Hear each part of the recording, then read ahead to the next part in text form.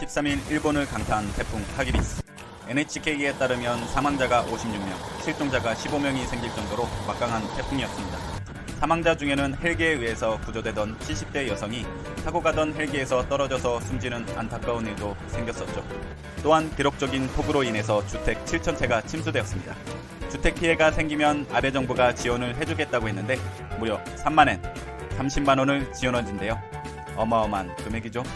재산 피해보다는 인명 피해가 많이 생겨서 안타깝지만 원전 사고 피해가 생긴 지역을 강타한 만큼 여기저기에 쌓아놓은 방사선 폐기물이 어떻게 되었나가 제일 궁금하죠.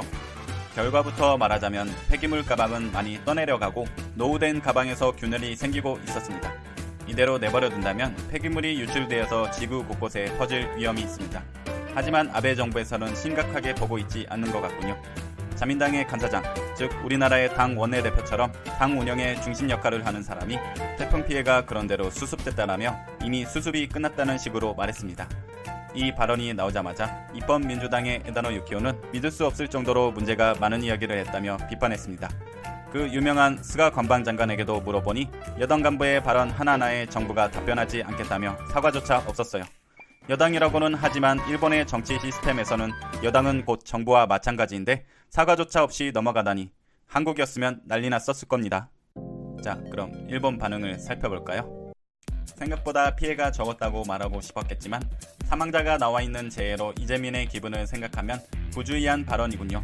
니카이 간사장은 한국 옹호적인 발언도 있었고 자민당 간부로서 어떠신가요? 틀딱이라고 말하기 전에 물러나는 것이 좋지 않을까요? 여기도 한국이 나오네요. 한국 언급은 어느 뉴스에든 빠지지 않네요. 지금은 개인을 때릴 때가 아닌 것 같은데요. 그 발언은 내 주위에 피해가 적어서 한 발언으로 보여도 어쩔 수 없어요. 국회의원에 있어서 일본 전체를 살펴보고 그에 대해 어떤 발언을 해야 하는가, 무엇을 할 수 있을까, 그것을 생각하고 행동으로 옮기세요. 그게 안 된다면 국회의원은커녕 정치인으로서의 자질도 없다고 생각해요. 맞아요. 니카이 간사장 개인이 문제가 아니라 일본 정치권 자체가 문제죠. 아베가 발언을 알고 있지 않다는 이유로 모르쇠로 얼버무려서는 안 된다. 만약 정말 모른다면 그것으로 총리의 자질은 없다는 것이다. 오, 웬일? 확실하지 않다. 그것도 문제일 것이다. 간사장의 발언은 당 총재로서도 관여하지 않을 수 없다. 안 좋은 소식은 듣고 있지 않다. 확인하고 있지 않다. 변명은 그만했으면 한다. 아베가 저런 거 알고 있었군요. 니카이의 발언은 분명 국민을 내려다보는 사람의 발언이다. 그는 신이거나 대단한 무엇인가? 뭐 신이라면 더 남을 배려해줄 것 같은데요.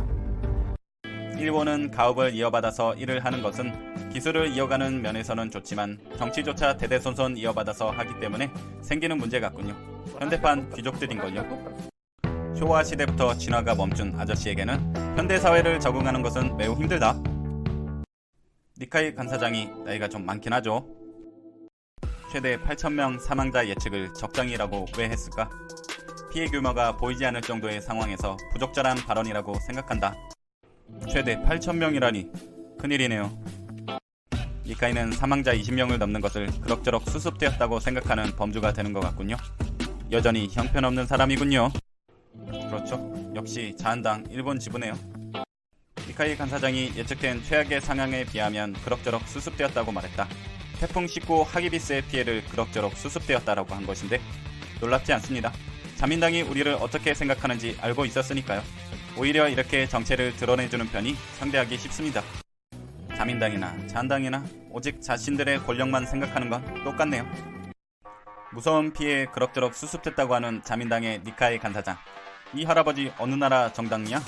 아베 태풍 왔을 때 관저에서 뒹굴뒹굴 하고 있었대. 이놈에겐 나라도 국민도 안중에 없다. 뭔가 자기만 아는 욕심쟁이 악마. 사고가 발생했습니다. 폭우가 내리면서 폐기물 자루들이 주변에 있는 하천으로 흘러간 것인데요. 폐기물 자루에는 방사능에 오염된 흙이 들어있었습니다. 그 양이 2,667개나 된다고 하는데요. 오염된 흙들은 안전한 곳에 저장해야 했지만 아무 곳에나 쌓아둔 것이 이번 참사를 낳은 것이 아닌가 싶습니다. 현재까지 찾아낸 자료는 단 10개 정도인 것으로 알려져 있습니다. 방사능에 오염된 흙들은 강으로 휩쓸려가고 거기서 나오는 방사능은 바다로 퍼지게 될 것이라는 것이 전문가들의 의견입니다. 일본은 폐기물 자루가 비해졌지 않는 방수기 때문에 안전에 우려가 없다고 주장하고 있지만 자루 전체가 방수가 되는 것이 아닐 뿐더러 밀봉된 것이 아니기에 내용물이 나올 가능성이 크다는 것이 한국 전문가들의 의견입니다. 태풍이 온다고 예보도 되었고 예측도 가능한 상태였는데 그것에 대비하지 않고 폐기물 자료들을 아무렇게나 방치한 일본 정부의 잘못이 명백한 상황입니다. 이러한 피해는 일본뿐만 아니라 근처에 있는 국가들에게까지 피해가 가기 때문에 조금 더 철저하게 폐기물들을 처리할 필요가 있다고 봅니다.